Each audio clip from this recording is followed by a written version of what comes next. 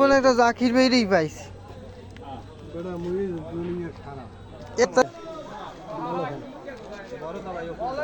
হবাই খালি কমাই বেশ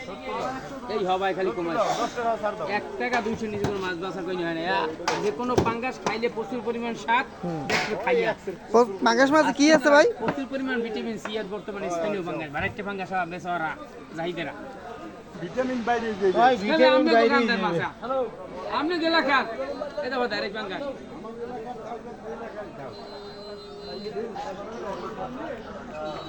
আড়াইশো গ্রাম